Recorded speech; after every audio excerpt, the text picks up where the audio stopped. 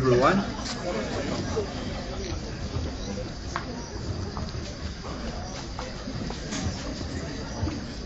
Thank you. Good evening, everyone. My name is Zakaria Tiverindwa, and I'm a member of the Lantern Meet of Poets.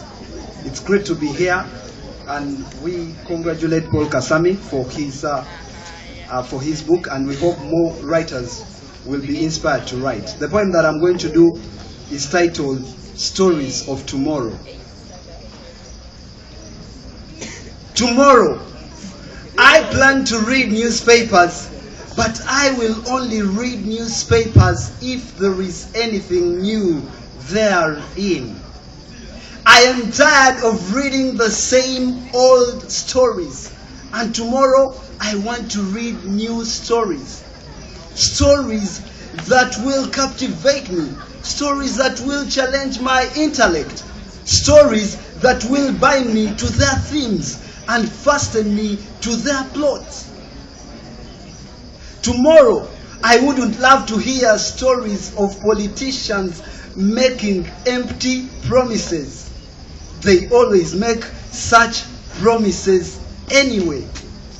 But tomorrow, I want to hear stories of politicians promising to stop making empty promises. Though that will be an empty promise too, at least it will be a promise with an angle that is new.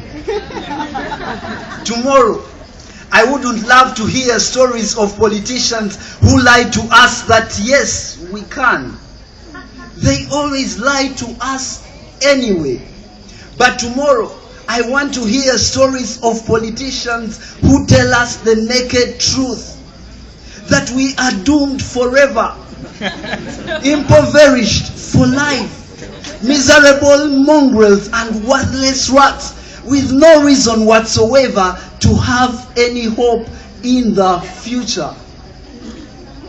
Tomorrow, I wouldn't love to hear stories of toothless oppositions staging useless demonstrations.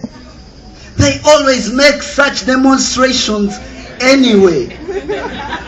But tomorrow, I want to hear stories of a more determined and lethal opposition. We also want to hear of a successful coup d'etat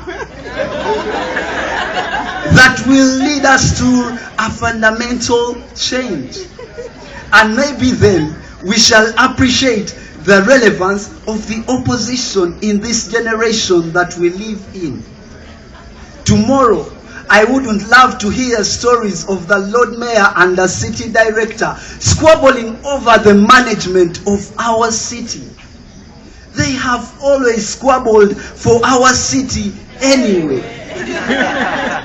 But tomorrow, I want to hear of the Lord Mayor taking the city director out for a date. Or even marrying the diligent Muchala. We would also feel honored as the Wananchi if our issues became a subject of discussion in comfy bedrooms. Tomorrow, I wouldn't love to hear stories of Ugandan celebrities and their emotional woes. Emuzungu tussling it out with bad black, Chandilu wrestling for some ordinary dude halaka. But tomorrow, I want to hear stories of pop idols that are not love-starved, like Bebe Cool. Against.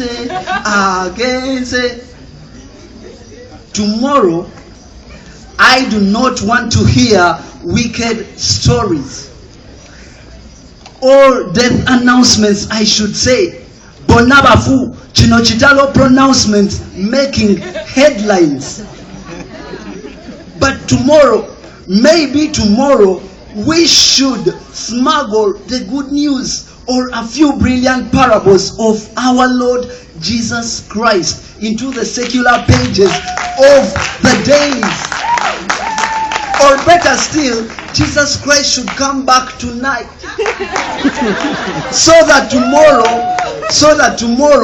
the dailies, the media is awash with stories of the long-awaited rapture. Or if Jesus does not come back, then I pray that tomorrow, the president will crack down all media houses, because we no longer need them to tell our stories. We no longer need to have our opinions edited or our beliefs abridged to fit into tiny spaces of newspaper columns.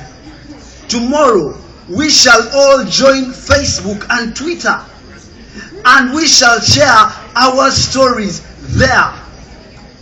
Or tomorrow, we should sacrifice to the gods of poetry so that they will give us fresh ideas on how we can tell our stories of the times to come, but more profoundly of the times gone. For tomorrow, it may not be wise for us to tell the usual stories in the usual manner, but tomorrow we shall tell provocative stories confronting the powers that be. That's why we need to wrap them in fancy metaphors and structure them in radical verses and stanzas. Thank you.